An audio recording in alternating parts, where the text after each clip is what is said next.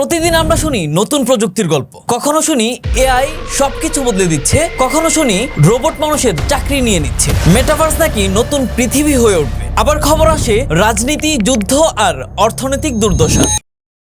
কিন্তু এমন একটা পরিবর্তন প্রতিদিন আমাদের চোখের সামনে ঘটছে, যেটা নিয়ে খুব কম কথা হয়। এই পরিবর্তনটা হলো ইসলামের উত্থান। আপনি যদি এখনই গুগলে লিখেন fastest growing religion in the world, তখন যেটা দেখবেন তা আপনাকে অবাক করবে। একটার পর একটা ফলাফল উঠে আসবে ইসলামের। আমরা হয়তো অনেকেই জানি না যে 2075 সালের মধ্যে বিশ্বের সবচেয়ে বৃহৎ জনগোষ্ঠী হবে মুসলিমরা। অনেকে বলতেই পারেন এটা তো মুসলমানদের নিজেদের প্রচারণা, কিন্তু না, আমরা বলছি এমন গবেষণা প্রতিষ্ঠানের তথ্য দিয়ে যেগুলো মুসলিমদের দ্বারা পরিচালিত নয়, যেগুলো আন্তর্জাতিকভাবে স্বীকৃত, যেমন পিউ রিসার্চ সেন্টার। আজকের প্রতিবেদনে আমরা আবেগ দিয়ে নয়, তথ্য ও গবেষণার আলোকে দেখব কিভাবে ইসলাম ধীরে ধীরে বিশ্ব মানচিত্রে ধর্মের পরিসংখ্যান বদলে দিচ্ছে। এটা শুধু মুসলমানদের জন্য নয়, বরং প্রতিটি সচেতন মানুষের জন্য গুরুত্বপূর্ণ একটি আলোচনা। কারণ এই পরিবর্তন ভবিষ্যতের সমাজ, সংস্কৃতি, রাজনীতি সবকিছুকে প্রভাবিত করবে।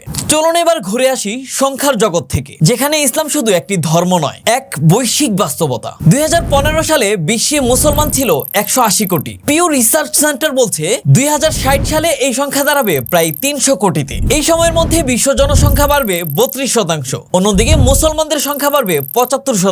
এবং এই বাড়তি সংখ্যা শুধু সংখ্যা নয়, এটা এমন এক বাস্তবতা করবে যেখানে পৃথিবীর জনসংখ্যার প্রতি 3 জনের মধ্যে একজন হবেন মুসলমান।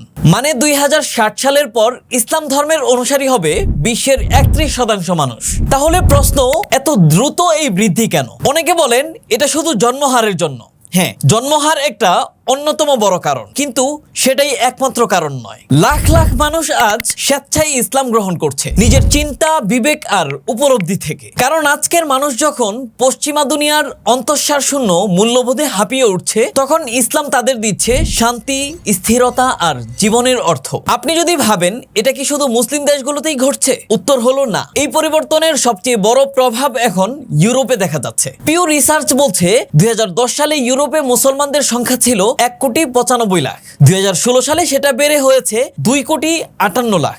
আর 2050 সালের মধ্যে এই সংখ্যা হবে তার 3 গুণ। Sweden, France, Germany, Britain, Finland প্রতিটি দেশে মুসলিম জনসংখ্যা বাড়বে বেশ বড় পরিমাণে। উদাহরণ হিসেবে বলা যায়, পিউ রিসার্চ সেন্টারের তথ্য মতে 2050 সালে সুইডেনে মুসলমানদের হার দাঁড়াবে 30%, ফ্রান্সে 18%, যুক্তরাজ্যে 17%, ফিনল্যান্ডে 15%, নরওয়েতে 17%, জার্মানিতে 19%, বেলজিয়ামে 18%, অস্ট্রিয়ায় 19%, ডেনমার্কে 16% এবং নেদারল্যান্ডসে 15%। এমনকি যদি অভিবাসন বন্ধও করে দেয় দেশগুলো, তবু এই প্রবৃদ্ধি বেড়ে চলবে, কারণ মুসলমানদের বয়স কম, জন্মহার বেশি। এখন ভাবুন, এত নেতিবাচক প্রচারণার পরেও যদি একটি ধর্ম ছড়িয়ে পড়ে, তাহলে সেটা কতটা গভীর শক্তিশালী। মিডিয়ায় ইসলাম বিরোধী প্রচারণা দেখে আমরা অনেকেই ভাবি মুসলমানরা হয়তো পিছিয়ে পড়েছে, কিন্তু বাস্তবতা হলো ইসলাম এক বৈশ্বিক জাগরণে পরিণত হয়েছে। এটা এখন আর শুধু মধ্যপ্রাচ্য বা দক্ষিণ এশিয়ার মধ্যে সীমাবদ্ধ নেই। ইসলাম এখন আফ্রিকার গ্রামে, ইউরোপের শহরে,